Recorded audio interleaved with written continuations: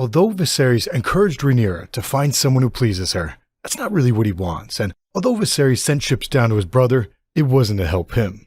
Viserys lied to his daughter, and he sent the ships down for the sake of that lie. In this video, we are going to explain that as well as the prophetic Song of Ice and Fire. Let's actually start with that. I did waver.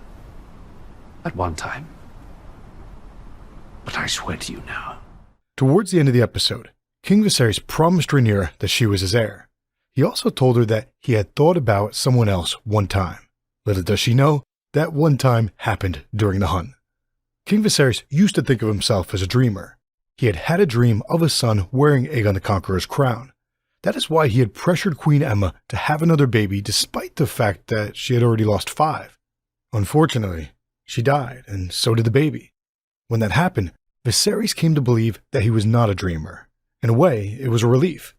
He named Rhaenyra as his heir so as to save the realm from his brother Daemon, but then he developed feelings for Alicent. They got married, and she gave birth to a boy. They named that boy Aegon, a very fitting name for a king. But Viserys still thought of Rhaenyra as his heir, that is, until the hunt. The king went on a very lavish hunt to celebrate Aegon's second name day. Some of the men spotted a white hart, which is not only a rare stag, but a symbol of royalty. Otto told Viserys that he didn't usually believe in that kind of stuff, but it seemed to him like it was a sign from the gods. Yeah, sure it did, Otto. Sure it did. Regardless, King Viserys became conflicted. He started wondering if his dream had been true.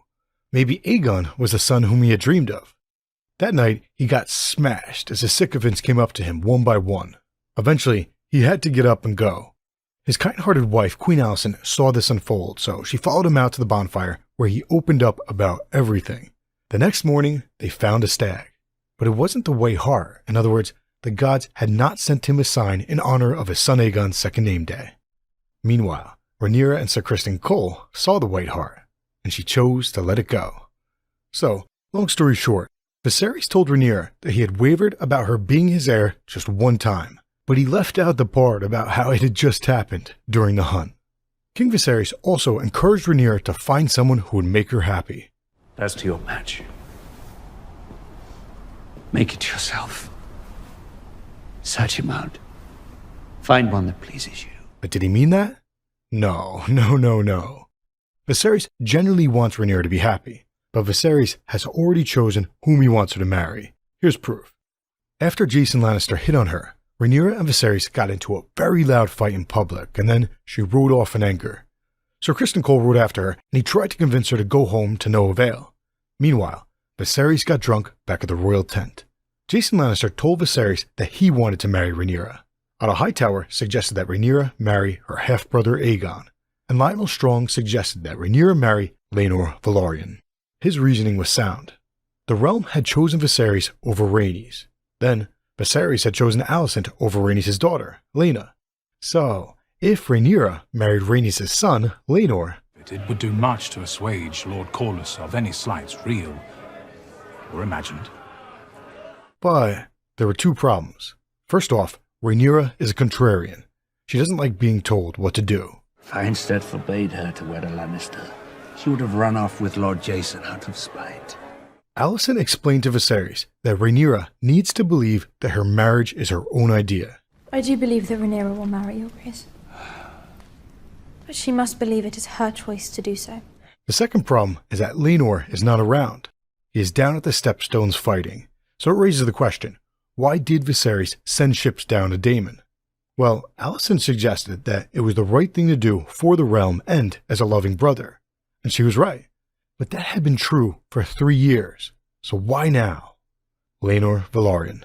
Viserys might have sent ships down in an attempt to end the war so that his daughter could marry Laenor Velaryon.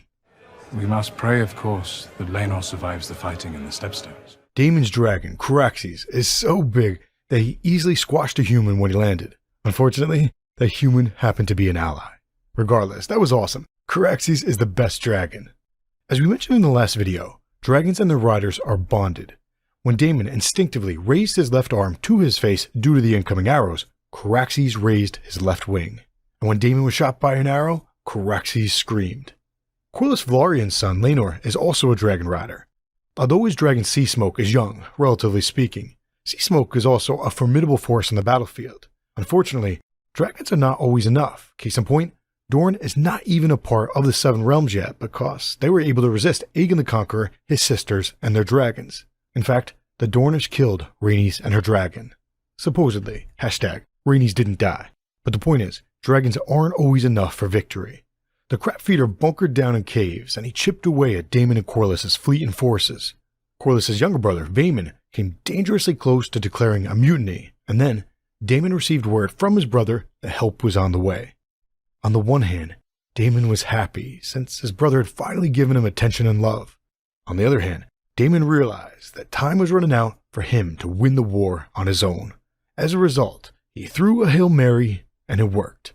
Daemon lured the enemy forces out of their caves, allowing Corlys's troops to smash them. Then, Daemon dragged out the crab feeder's body. Well, half of it. So Daemon went out solo. He bloodied himself, and it paid off.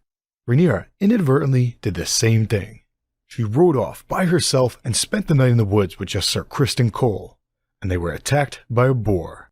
As a reminder, Rhaenyra had told Viserys that she didn't want to take part in the hunt, stating that boars squeal like children when they are slaughtered, and she found that discomforting. So that was how she felt on her way out to the hunt. Nevertheless, when the boar attacked her, Rhaenyra was quick to fight back, and she did so with a fury. When Rhaenyra returned to camp, everyone was shocked.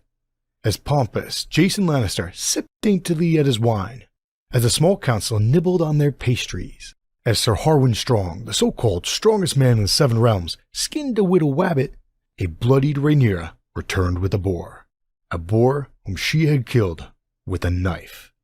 So 3 years ago, Rhaenyra had secured the dragon egg from Prince Daemon without any bloodshed, but that didn't change the patriarchy.